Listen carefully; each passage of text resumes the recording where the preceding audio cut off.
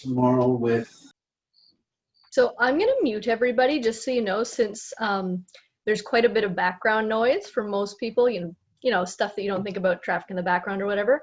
And then once we get into the Q&A session, I'll unmute people just so that we don't have all that background information when we're doing the presentation. All right.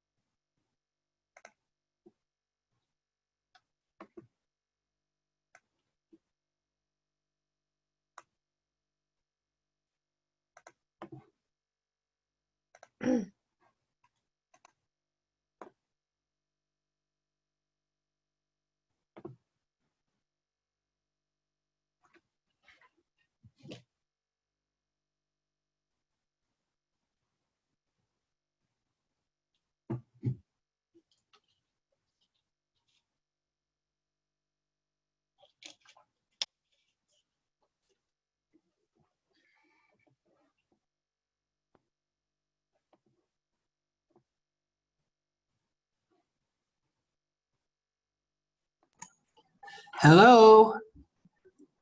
Oh, hi, Apple. I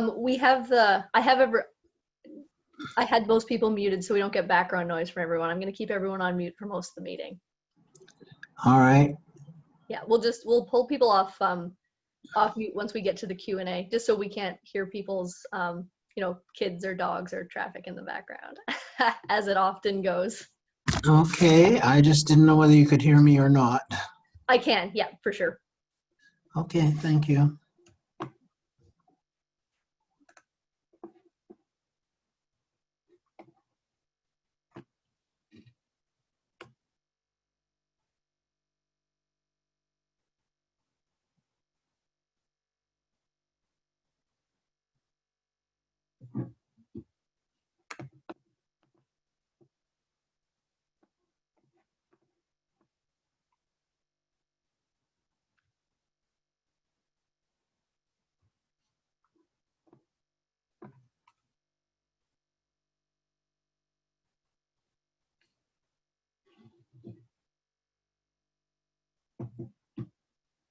All right, so my clock says about 5 after 7.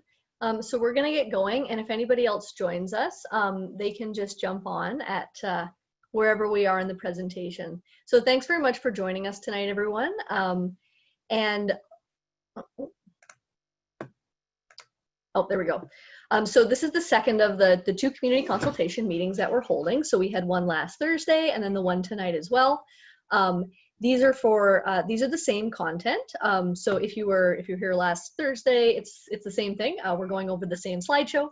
I just wanted to let everybody know that we are going to be recording the meeting this evening. The reason that we're recording it is because we know there's some people who wanted to attend who are not able to, and having the recording means they can just they can listen to it afterwards at a time that works for them. So that's great. And the slides will also be available online after the meeting as well, so you can have a look through those again at your leisure afterwards. All right, so this is the agenda for today's meeting. So we'll start, I'm going to do a presentation for about 40 minutes or so, just to give you an overview of basically what's going on with this project. So we'll talk about heritage conservation districts in Ontario, the Old Mill Heritage Conservation District study that the city's working on right now, the background, how it came to be in the process, some of the next steps, things that are going to happen. We'll talk about the community engagement, ways that you can get involved over the next number of months, and then we'll have Q&A at the end so you can ask them questions that you have. Some people have submitted questions in advance, which is great, but also you can, if you think of questions as we're going, feel free to pose them at the end as well. So I think most people at this point have probably used Zoom a number of times for a variety of things, but for those of you who haven't, Your microphone will be muted until the Q&A, and that's just so we don't have background noise. Sometimes the background noise can be quite noisy, so just keeping you on mute means we're not hearing things going on in the background. And use the chat for the questions. So you'll see the chat down at the bottom. You'll have a little thing that says chat. You can click on that and just type your question in there. My colleague, Donna Goodwin, who works with me in economic development, she's keeping track of your questions in the chat. So if you have questions during the presentation, just type them in there. When you pull up the chat, make sure that you're sending it to everybody so other participants can see the questions you're asking, and then also Donna can see them as well. And if you are finding it slow, your internet, you can just turn off your video, and often that speeds it up a little bit for you, especially if you have slow internet, as I know a lot of people often do, especially around here. So on the bottom of your screen, you'll see the start video, or so I guess it'll say stop video when your video's on. So you can just click on that to turn your video on and off. There's a few other things that you'll probably want to know. One is the participants tab down here. So if you click on that, a list of the participants will come up, and that's where you can raise your hand when we get into the question and answer session at the end. So I'll just flip to the next slide. So please don't be afraid to ask questions. That's why we're here. That's why we're having the session, so that you can ask questions and know what's going on with this study. So we do have the questions submitted prior to the session. You can submit questions in the chat box. And we can also do live questions as well at the end. So you can use the raise hand function. So if you go into the participants, you'll see somewhere there that says raise hand. So you can click on that, I'll unmute you, and you can ask your question verbally, which is great. I see we have somebody, at least a couple people who are on the phone as well.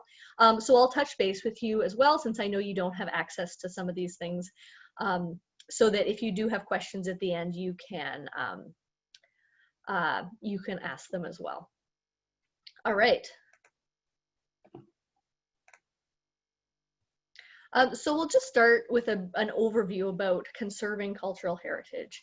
So I think when a lot of people think about cultural heritage, they're thinking about museums, big historic sites, things like the Parliament buildings, the ROM, those kinds of places, some of the major institutions in the country that conserve our cultural heritage.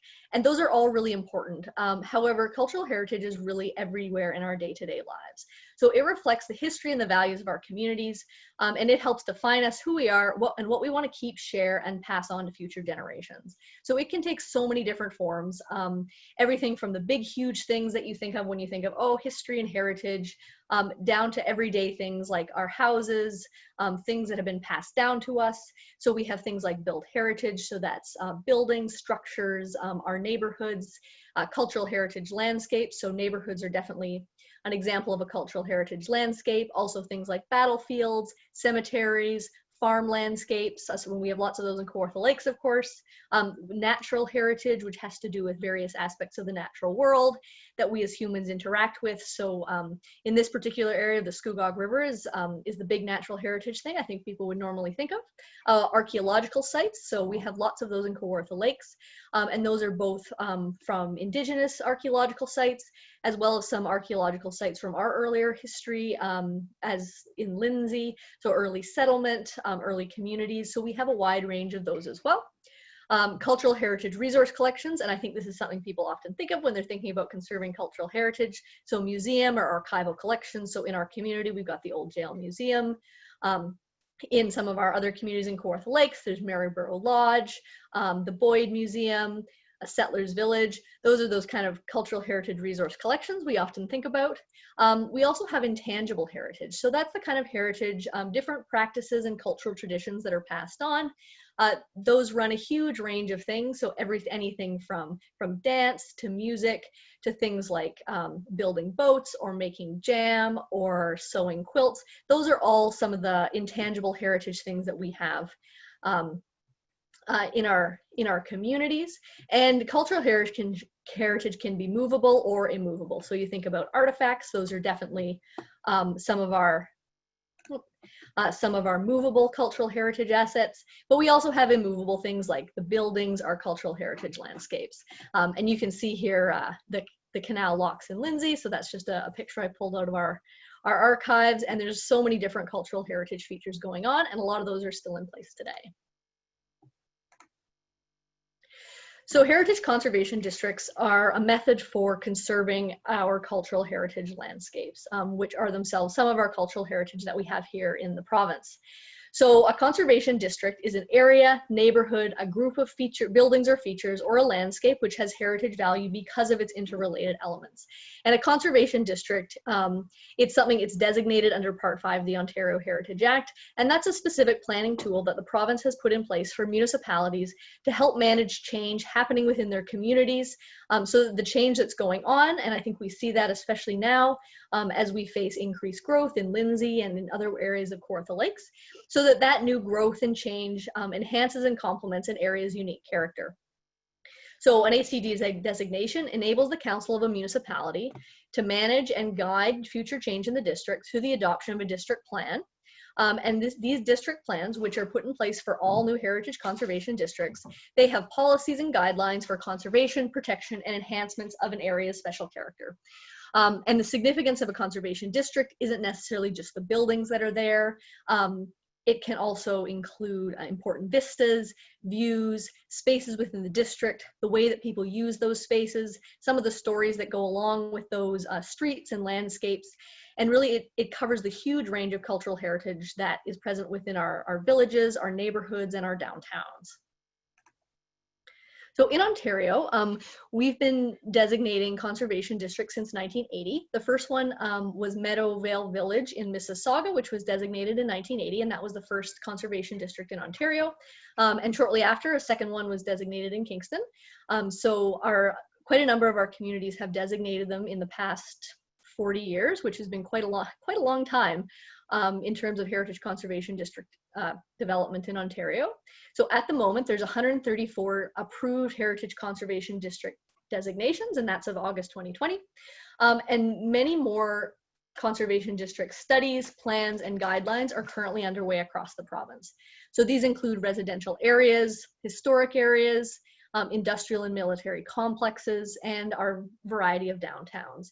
So you might be familiar with some of these various districts that we have across the province. Cobourg, for example, which I think a lot of us have been to. It has 4 conservation districts. It's downtown, and then it has 3 residential districts. Fort York in Toronto, that's another district. It's unique as a military complex. Downtown Kingston, that Market Square area you might be familiar with, that's also a conservation district. Cities like Ottawa have quite a number that preserve various neighborhoods and commercial areas, as obviously there's 134 of them, so there's lots and lots of them in the province. But those are just some examples you might be familiar with, and they can be very diverse as well. So there's one down in southwestern Ontario, which is called the Oil Springs Heritage Conservation District, and it conserves the industrial landscape from the first oil fields in Ontario. So they run a huge range of different things, and conservation districts are really tailored to the unique place where they're developed. So in Kawartha Lakes, we have lots of historic properties and landscapes here. In terms of actual statutory designation, we have 81 individually designated properties, including the picture, the one you see on your screen, which is a farmhouse, which is out in, it's out near Bethany. And we also have everything from things like the Pontypool Grain Elevator, which you might be familiar with, the Austin Sawmill up in Kinmount, lots of different houses in Lindsay, Fenland Falls, the Boyd Museum in Bobcaygeon. We have a whole range of different kinds of designated properties in Kawartha Lakes. The first ones were designated back in the 1970s, and we designated one earlier in 2020 as well. So that's been going on for quite a number of years. And they're spread all throughout the municipality. Most of them are in Lindsay, but we're certainly designating ones elsewhere as we go forward. We also have 2 heritage conservation districts, which were designated in 2017, and I'll talk about those more on the next slide. But we do have many more historic properties and areas that are worthy of recognition and protection. So there are many, many historic properties in Kawartha Lakes, and I think as we drive around through our rural landscapes and through our towns and villages, we often take them for granted. But as we start to look closer, we realize that we really have a rich heritage here in Kawartha Lakes. So in terms of Kawartha Lakes' conservation districts, we have the two of them and they're quite new. So they were both designated in 2017.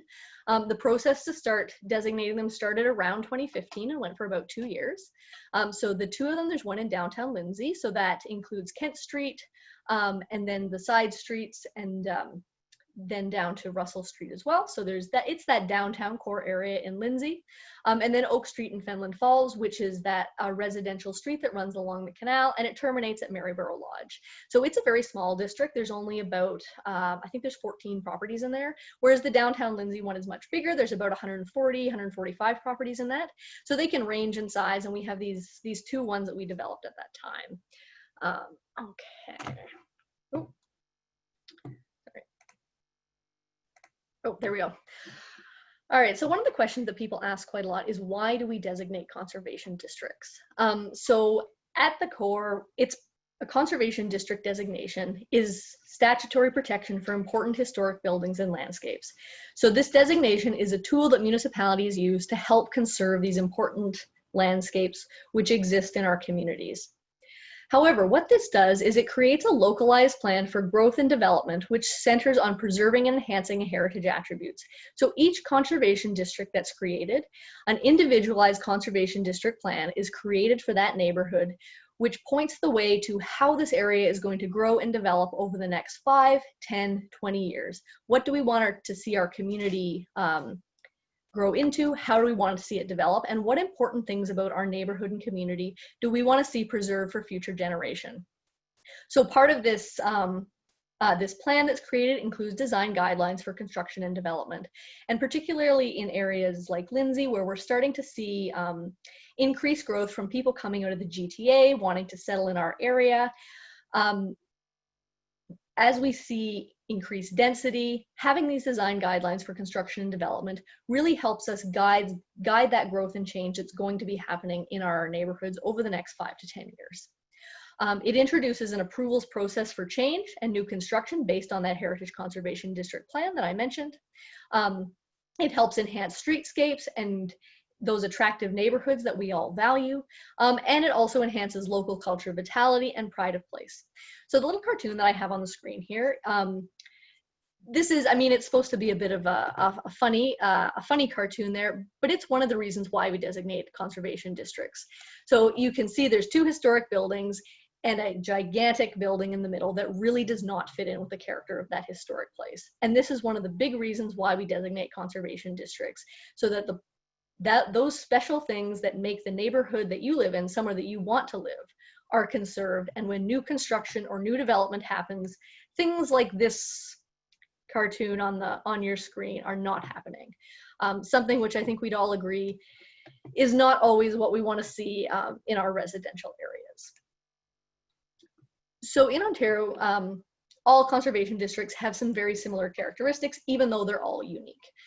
So they all include groups of related buildings, natural forms, structures, historic features, landscape features. So there's that collection of interrelated elements that makes up a conservation district. Conservation districts have a specific local character. They have a shared and cohesive history and evolution, and they demonstrate different patterns of development and evolution in their buildings, their landscapes, their structural forms. Sometimes you have conservation districts that have additional associations. So some are associated with an important person, for example, who might have built or developed a neighborhood. They don't all have that, but they certainly have these characteristics that you can see on your screen. So I think the big question that a lot of people want to know is, how does conservation district designation impact your property? So what happens when a conservation district is designated? Properties that are within it, certain types of exterior changes will require applying for a heritage permit. And I'll discuss how that works on the next slide. Designation, however, does not impact the use of your property. So you can continue to use your property as you're using it. If you want to, if you have a residential property and you're interested, for example, in starting a home-based business in that property, that's fine. It doesn't impact, designation doesn't impact that at all. So you can do those change of uses if you're thinking of making those kind of changes at your property, that's okay. It also doesn't change your property's value. So there have been a lot of studies that have been done regarding how designation, particularly conservation district designation, impacts property values. And in general, most properties that are in conservation districts perform the same or even above comparable properties that are not in designated areas. And there's actually quite a number of studies that have looked at this, because I know that this is certainly a concern for a lot of people, is will my property retain its value? And the answer is yes, it will, which is great news, of course, because I don't think any of us want to see our property lose value, but it's certainly something that is not going to impact the value of your property, particularly when it comes to resale. You also do not have to restore your home to its original look. So what designation does is it manages change. It does not force you to restore your home to what it looked like in, say, 1875. That's when it was constructed. You're welcome to do those kind of restoration projects, but in no way are you forced to do that. So designation doesn't prevent change. And I think that's something that I always like to tell people. It's not about preventing you from making use of your property in the way you want or changing things about it. What it aims to do is manage change in our historic areas and promote positive changes to buildings and neighborhoods. So heritage permits. This is something that, for making certain kinds of changes, designated properties, both individual and those within conservation districts, require a heritage permit before undertaking certain types of work on their properties. So in Kawartha Lakes, there's no additional fee for a heritage permit. So if you're applying for a building permit and a heritage permit, you don't have to pay for the heritage permit. It's free in our municipality, so you don't have any added cost if you're doing that kind of work. And most are reviewed by staff within 3 days. Most of the heritage permits that we get are very straightforward. Most of the work people want to do is absolutely fine, but we do review it to make sure that you're not doing anything crazy or weird, essentially. So activities that might require permits would be new construction, including additions, building garages, changes to historic or heritage features on your building, hard landscaping, such as installing a new driveway, or the demolition of buildings or parts of buildings.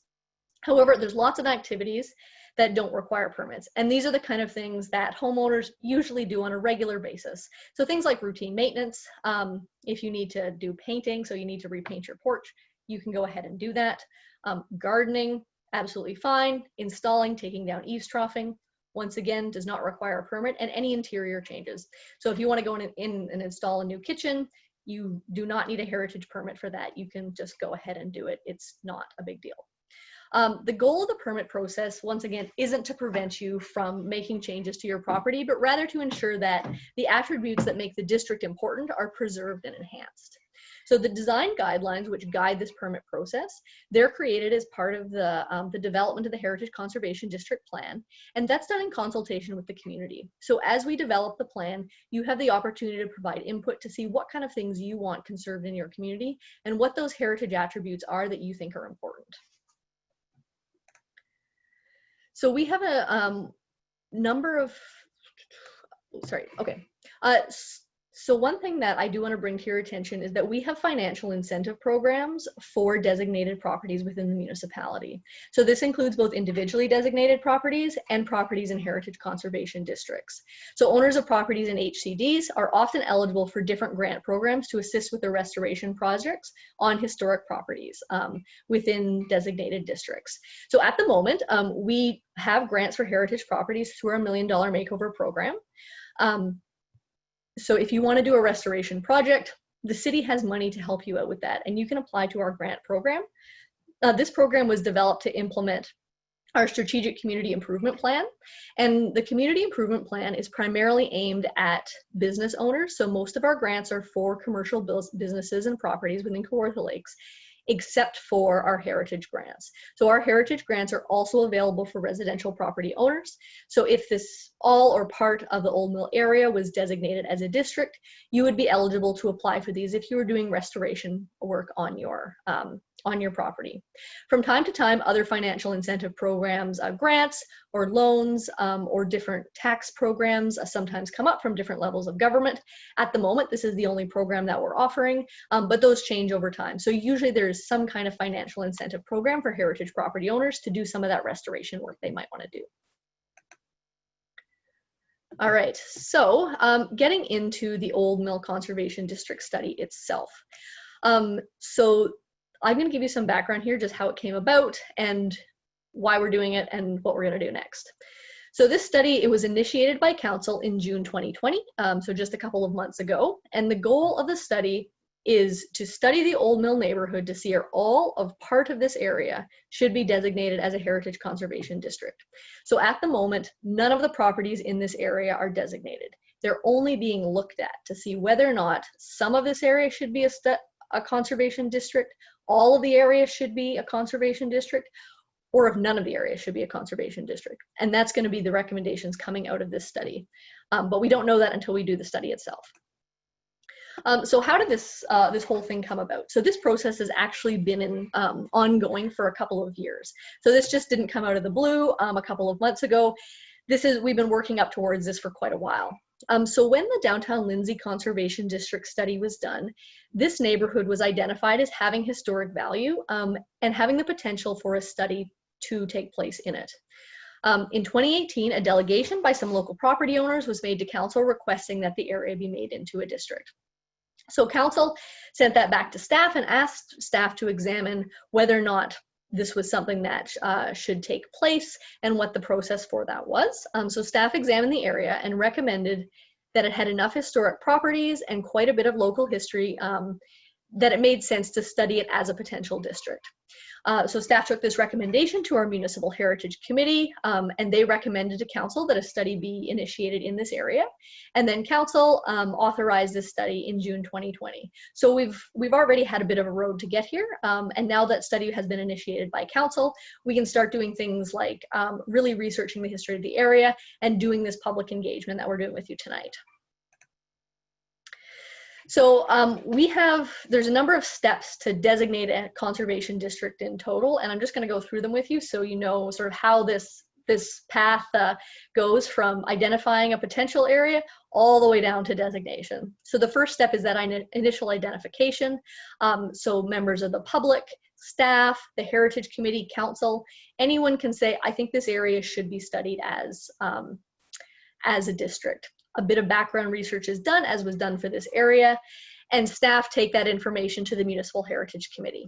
The Heritage Committee looks at that and makes a recommendation as to whether or not an area should be studied or shouldn't be, and sends that on to council.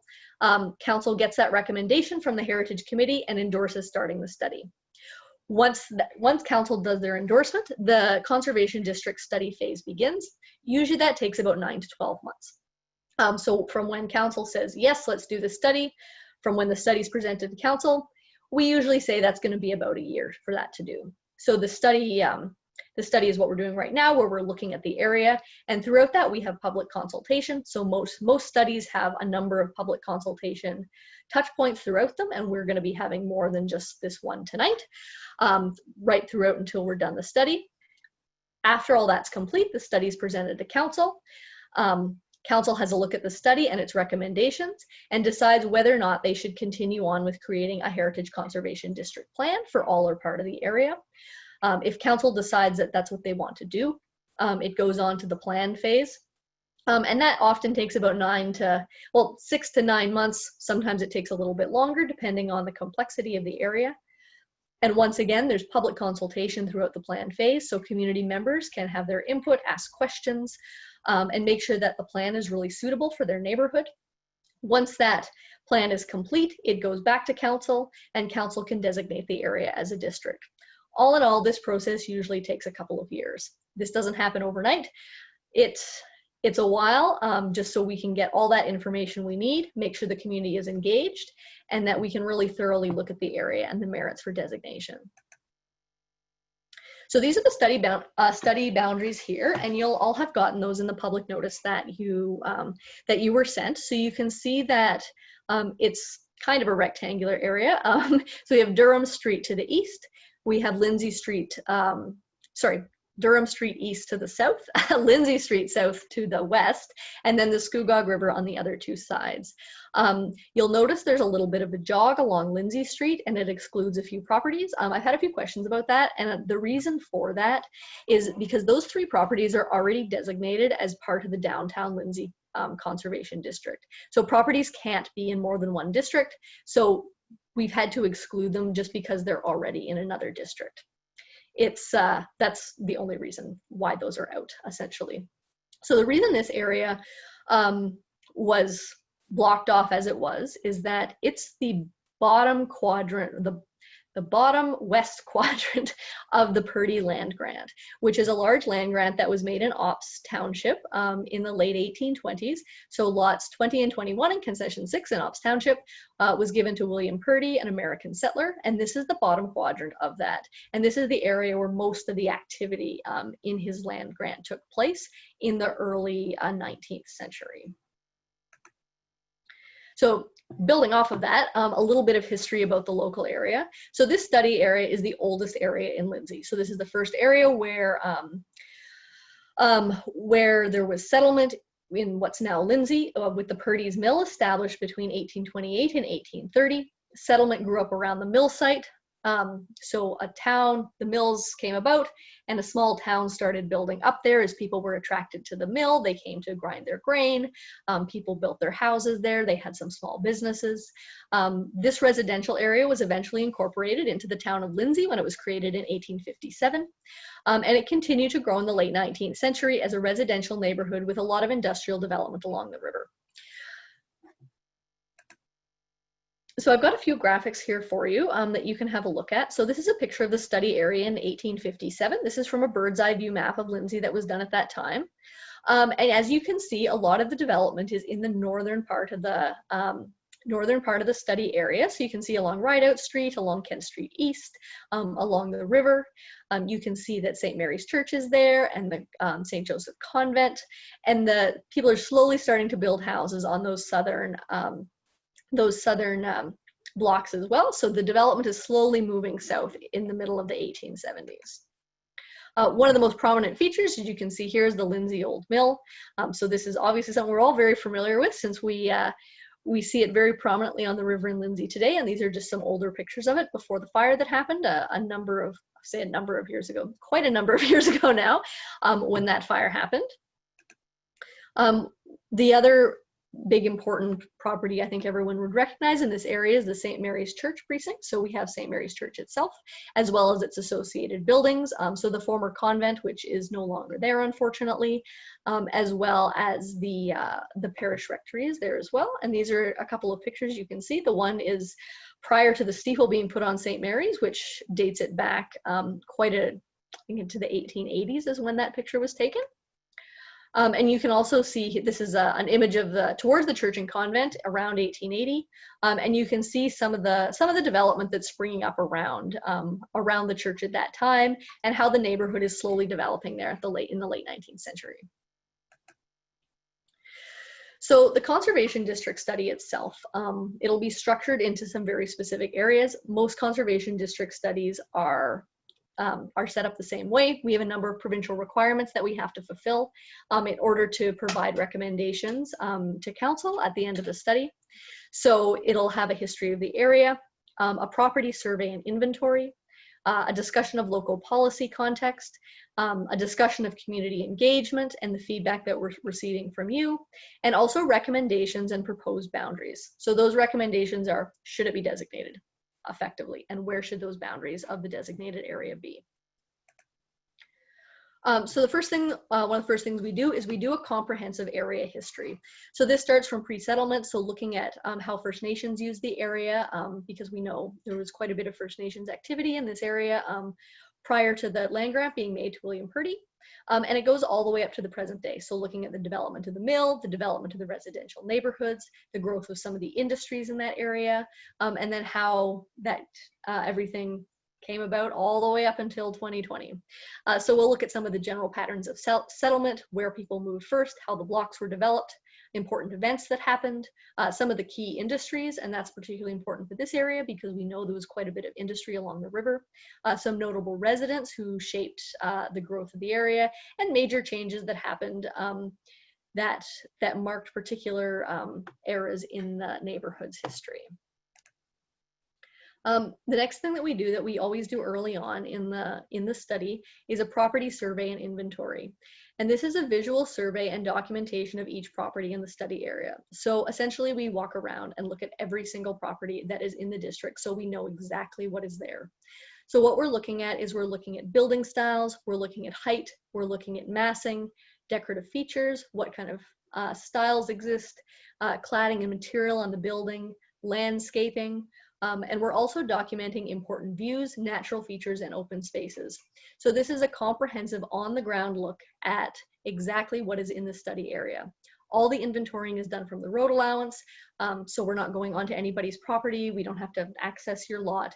It's all just done walking up and down the sidewalks, seeing what exactly is in this district, what historic features are there.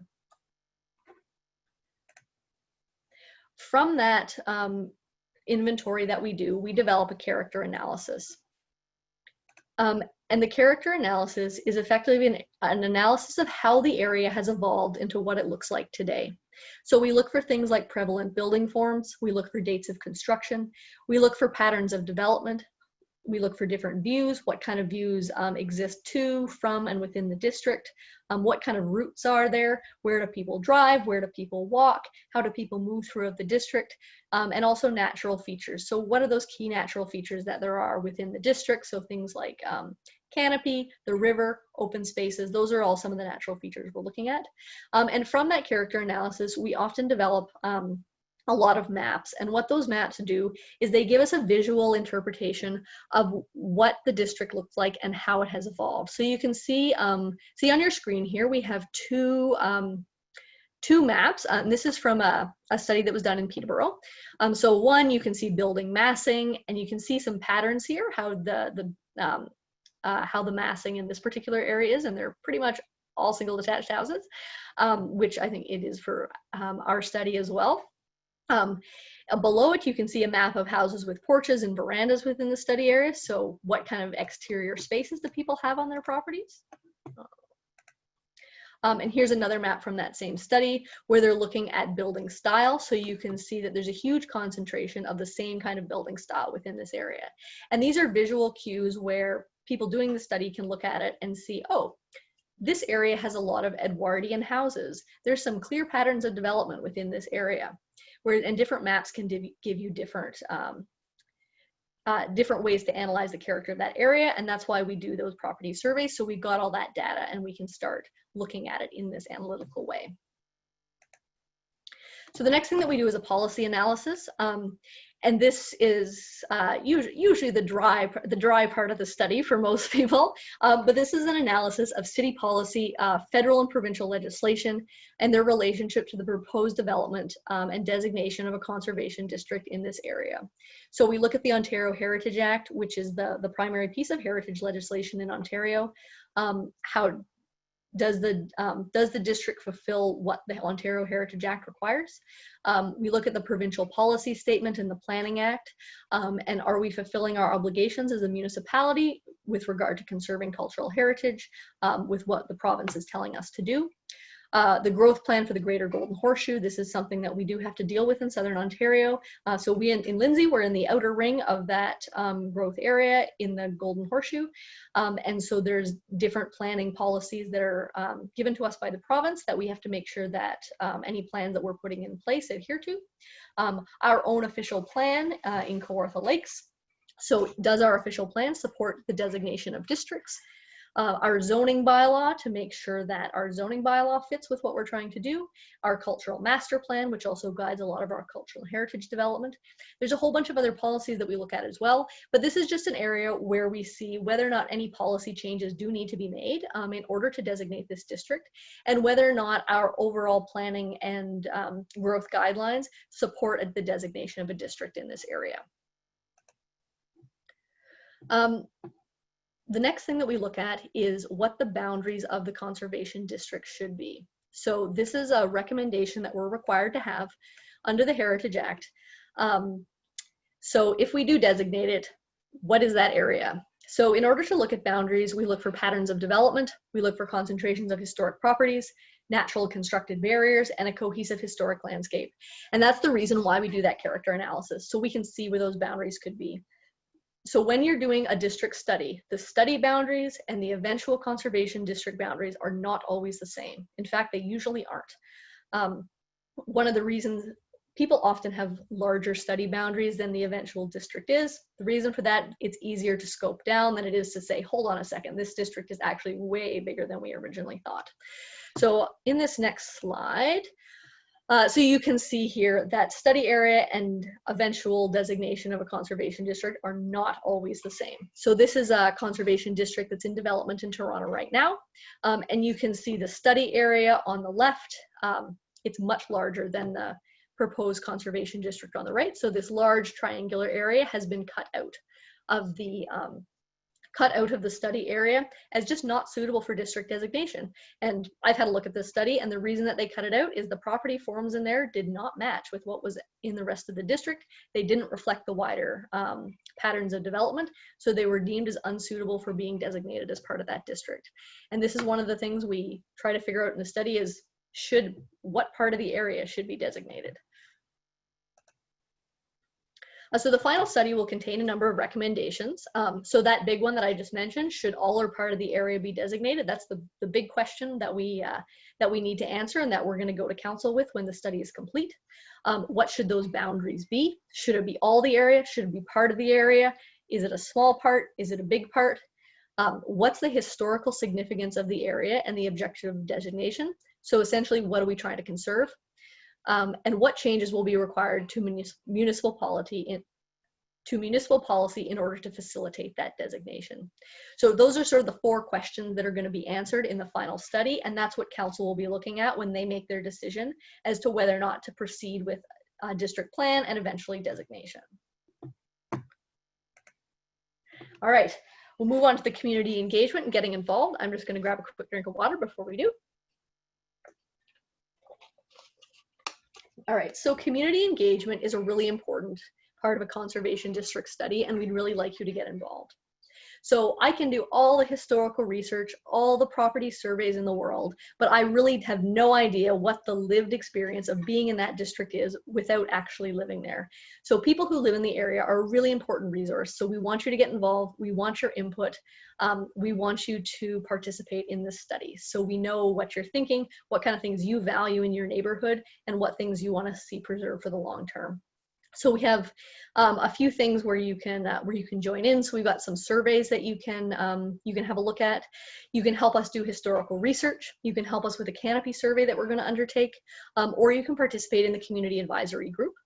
So information on the study as it progresses will be available both on the city's website and also on our Jump In page. So that's the Jump In page is our main engagement tool that the city uses. Yeah, so this is the platform we use for a lot of different public engagement, and you'll see on here, this is where our surveys will live. We have an interactive map, information about the study progress, and a variety of resources. And I'll explore this with you in a minute. We'll just go on that link. One thing I want to let you know is that if you aren't comfortable using Jump In, if you can't access it, that's totally fine. You can still participate. I'm happy to send you these resources by mail or by email. We can give anything to you in a different format. Just let me know and we'll make sure that we can get something that's accessible for you. So even though this is the main way that we're gathering public engagement, some of these public engagement pieces, it's not the only way. So if you're like, I really don't want to use this, that's totally okay. All right, so we'll just click over to it. And my internet is thinking. All right, I'm just going to stop sharing this for a second so I can switch over to it.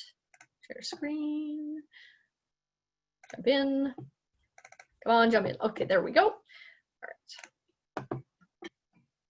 All right. So once you go into Jump In, oh, sorry, we'll go to the main page. Okay, so once you go to the main page of Jump In, you'll see a whole bunch of different projects that the city is doing right now, and you can see the Old Mill Conservation District Development is one of them. So this is where all of our public engagement stuff is going to live, and where you will be able to access this. So we have a whole bunch of information, and we'll keep updating that as the study progresses, so you know where we're at and you can check that. That we have a number of surveys that you can participate in. So we have our My Property survey, which is just about the history of your property, if you'd like to share that. An owners and residents survey that you can do. Sign up for our community advisory group and sign up for our historical research and canopy survey groups as well. We also have an interactive map, and this is so that you can identify places that are important to you in the community. So if you go into the map, you can drop a variety of pins on here. So add pin. So you can add important places, people, events, heritage features. So you just drag and drop. And if there's places that you think are really important to you and you really want to see conserved, drop on there. You can add a description, you can add a picture. There's lots of different things you can do on there. Okay, let's go back. We also have a variety of information along the side, so you can subscribe for project updates. We're putting together an email subscriber list, so as we get to different stages in the study, I'll be sending out sort of an email newsletter, so you get those updates right in your inbox. My contact information is here, so you can contact me. We'll add some photos. We have a variety of FAQs, and all the different documents that we develop throughout the study are also going to go on here, so you can see that the engagement session slides, they're already up there, so you can go, you can download them, you can look through them again. A variety of links, some key dates, so we'll put all of our information for registering for these sessions up there, and also the recordings for these sessions as well. So those will be up here under videos. One thing about Jump In that you should know is you do have to register for it. It's something that our municipality asks for when we do online public engagement. I think the reason for it is so that random people don't come and spam it. It's unfortunately the way that it's been set up. If you don't feel comfortable registering, that's fine. Just touch base with me and I'll get you the materials in an alternate format. All right, let's flip back to the PowerPoint. Oh. Uh-oh. There we go. All right. Okay. So there's the 2 surveys that I mentioned to you before. Please feel free to fill those out. So we also have a number of groups that you can participate in. So the first one is a community advisory group, and this is a more focused group of people who are who live in the area or who own property, who can provide more detailed feedback on the study as it progresses. So we'll meet a couple of times throughout the study process. We'll share what's been going on. You can provide feedback, ask questions. So this is for up to 12 members. We'll meet several times throughout the study. And you can apply for this group either on Jump In, so you saw the sign up there, or on one of our forums. If you want one of the forums sent to you, I'll just send it to you. Just send me an email and I'll get you one. We also have a historical research group. So this group is a little bit more informal, just any community members who are interested in undertaking research on individual properties. So dates of construction, notable residents, interesting stories, historic photos. So all this background research will help inform the study and help give us more information about the area. And if you want to do research on 1 or 2 properties, great. If you want to do your whole block, great. If you want to do 3 or 4 blocks, great. Whatever time you have and whatever you're interested in doing.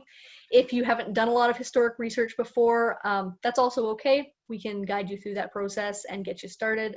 If it's something you're interested in but really have no idea where to start, no problem. We also are setting up a canopy survey group. So hopefully in September we'll be doing a canopy survey, and we're looking for interested community members who would be interested in participating to help document the tree cover and vegetation in the study area. So this area has a lot of mature trees in it, and we're doing this canopy survey just to see what's there. Just so we have an idea of the tree and vegetation cover. So we'll look for tree types, other vegetation, important natural features, and tree cover. This is something we'll do in September while there's still leaves on the trees to make it easier to identify what we're looking at. Doing this, you do not want to do this in January. So we're going to try and get this going. But if you're interested in doing this kind of survey, please let me know. There's a sign up for this on Jump In, or you can just send me an email and say you want to do it. Once again, it's fairly informal and you can do the amount of work that you want to do. All right, so this is our timeline for the study. So in August 2020, this is really when the study's kicking off, and our first community engagement sessions are held. So our one last week and our one tonight. Fall 2020, we'll be doing our property surveys, our research, some historic research that'll get going. Also our canopy survey will be happening during that time. In November and December 2020, we'll be having our second community engagement session. So once we have some more information to share with you, we'll set up another community engagement session, and we'll also have some more activities for you to participate in, so that you can provide your input. Tonight is mostly me talking, unfortunately, just to give you that background information. But our engagement sessions going forward will be more interactive, so that you can provide that feedback that we're looking for. Throughout winter 2020 and into early 2021, our research will be continuing, and we'll be doing the policy and character analyses. Starting around February, hopefully we'll start preparing that draft study. So we have some drafts for people to start looking at. In late March, early April 2021, we'll have that draft study prepared. And that will be published for comment. So it'll appear on our Jump In website, and you'll be able to read the draft of the study and provide comment on that. And then in April 2021, we'll have a third community engagement meeting, and this is an opportunity for you to provide comment, and we'll have discussion on that draft study. From the comments that we get, the study will be revised and finalized around May, and then in June 2021, Council will receive the study and whatever recommendations are coming out of it. This timeline is, it's not set in stone. So as we all know, with crazy things that have been happening with the pandemic over the past 5 months or so, things do not always go on the time frame. So this is the anticipated time frame. It may stretch out a little bit. So we may be presenting the study to Council in August 2021. We're aiming for June. It might not happen, but we'll keep you updated as the study progresses. But this is the anticipated timeline for now. All right, this is my contact information. So you are very welcome to contact me to provide input on the study, to ask questions. If you're looking for resources, would like to participate, please reach out to me by phone or email. I'm happy to answer any questions and have a discussion with you about the study process. One thing, as I think a lot of people are these days, I'm working from home a lot of the time. So if I don't pick up my phone, just leave a message and I will get back to you. It probably means I'm working from home on that day, but I still check my messages and I will 100% call you back. So don't be afraid to leave a message. I know sometimes people don't. That's why I'm saying that you should do that, or reach out to me by email, whatever you would prefer. So once again, I'm really happy to receive those inquiries from you as you have questions or comments, or looking to get involved. All right, that is our slideshow for this evening. So I am going to stop sharing my screen. All right, we all should be popped up on screen here. So how it's going to work with the Q&A is, well, we have our ahead of time questions, we have our chat questions, and any verbal questions as well. I'm going to start with the pre-submitted questions, because I think a lot of them are very common questions that people have, and we'll just go through them to make it easier. I have them sitting on another screen next to me, so I'll read them to you and give you the answers, and then we'll go into the chat questions, and then if people have live questions, they want to ask their questions verbally, then we'll do that at the end. Does that sound great? Good? Okay, I'll just grab some water first.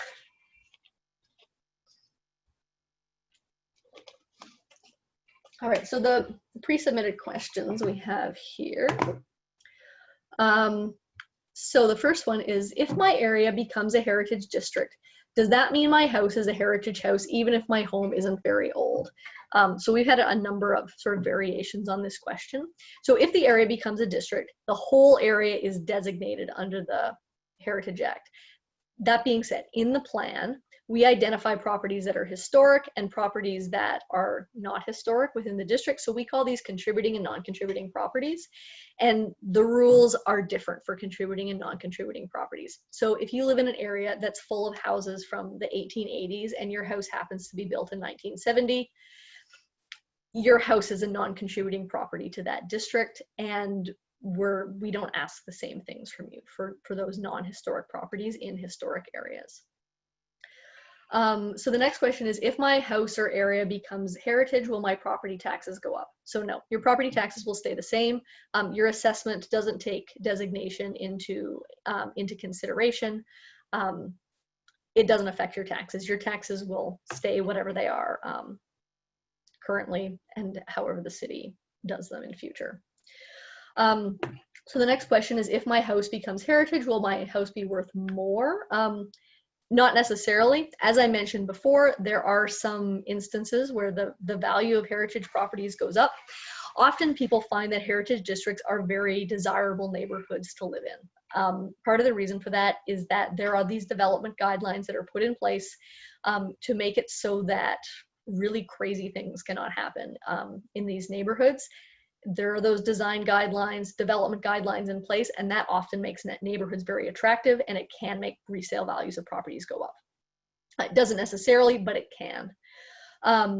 So if my house becomes heritage, will it cost more to get a building permit? So no, building permits are exactly the same. There's no cost for a heritage permit. It's exactly the same as if you had a non-designated property.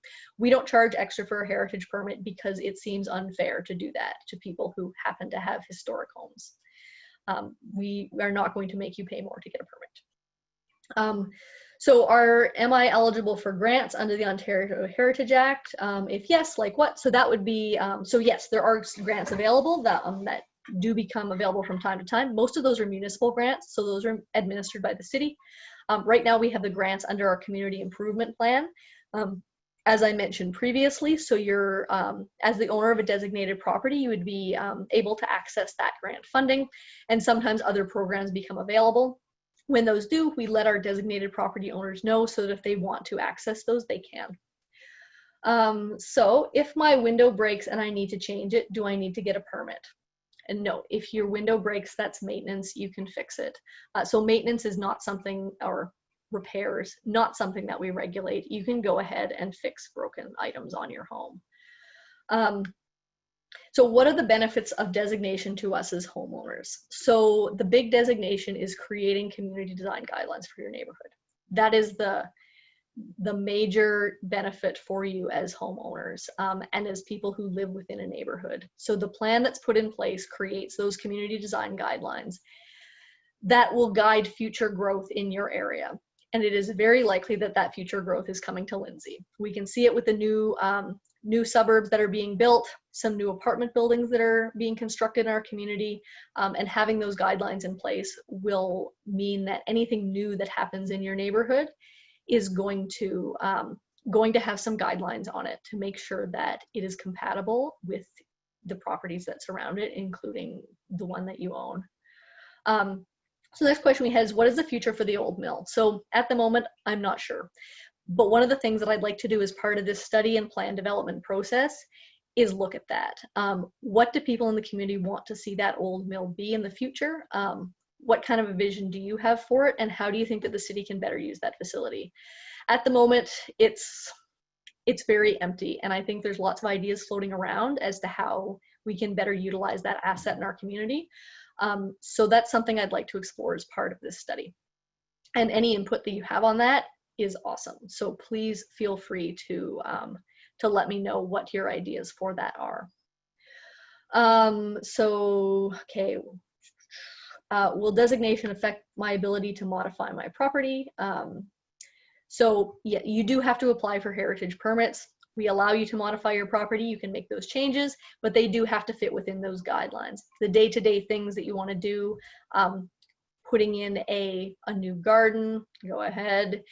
Putting in a new kitchen, go ahead. If you want to do something like install a swimming pool, you do have to get a permit for installing a swimming pool, but you can install a swimming pool, that's fine. We're really making sure that, however, that people conserve heritage attributes on those historic properties that give the area its character. Will the designation affect the resale of my house? Not necessarily. As I mentioned before, generally we find that properties in designated areas, they sell well. They often hold their value better than ones in non-designated areas. It's not a big deal with resale. I think it's something that people are really concerned about, and at the end of the day, doesn't end up being a big issue for people, especially people who live in conservation districts. And will the designation affect my taxes? So we had that before, and no, the designation won't affect your taxes. So they'll stay the same, and you won't have increased taxes because of the designation. All right, so those are the pre-submitted questions that we had. So people had just sent those in by email. So if you do have additional questions, now is the time to ask them. So you put them in the chat. You can raise your hand with the raise hand function on Zoom. So it's up to you if you have additional questions right now.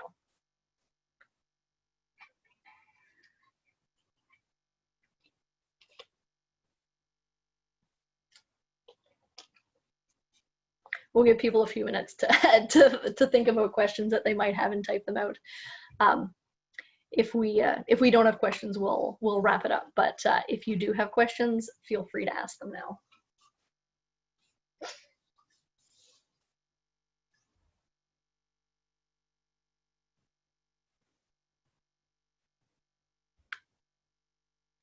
Well, while people are thinking of some questions they might have, I just wanted to let you know about. Okay, so a question's come. If you have done a canopy study, do you want it? Yes. If a canopy study has been done in the area, it would be absolutely fantastic to have that. So if you'd like to touch base with me about that and let me know a canopy study that exists, yes, 100%. It's great to have that research ahead of time. So on the same vein, if other people have historic research that they've done on properties and any studies that they or their neighbors have done on the area, it'd be great to have that as well. Anything that you have about your area is helpful.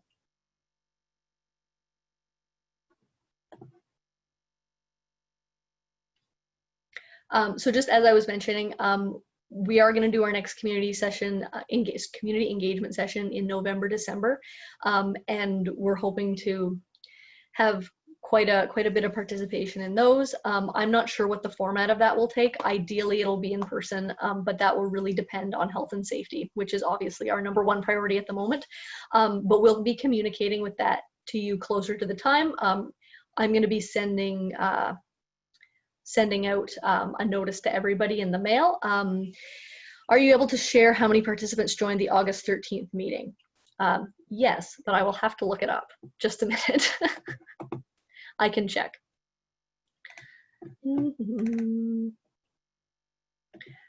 Okay. So we had 17 participants at the meeting last Thursday. So we haven't gotten a huge turnout, which is really unfortunate because we really want people to come out and engage with these sessions. If people are having a hard time dealing with it because it's on Zoom, we're gonna have to switch and do other stuff. But we certainly want more people to come out and engage. But yeah, so 17 people came out on Thursday. There were quite a number of people who had emailed me who weren't able to attend, unfortunately, but would have otherwise.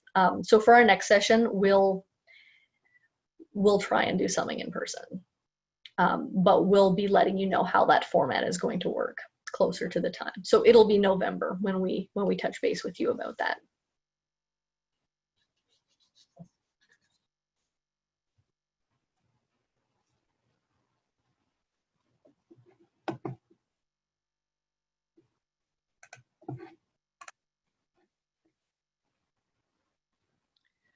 Okay, so the next question is, will we be notified if our home has historical significance? So yeah, we'll share that with you. So all the results from all the research from the study will be made public. So it'll be as part of the actual study. If your house has like particular historic significance, yeah, I can let people know, absolutely. Sometimes it's really nice to know what the history of your home is, so we can do that for sure.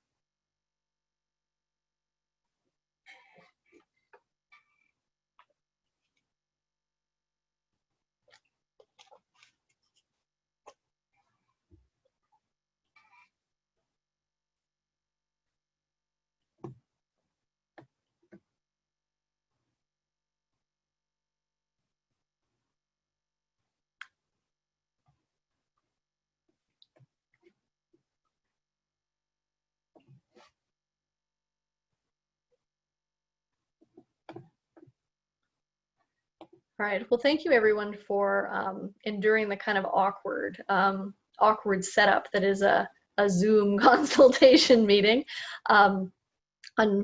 Unfortunately, that's how we seem to be doing these days.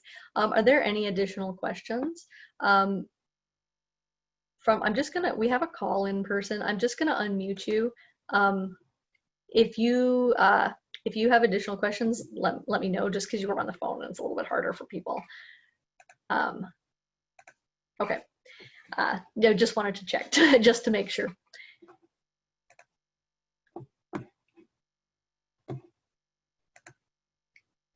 All right. If we don't have anything else, we'll wrap it up for this evening.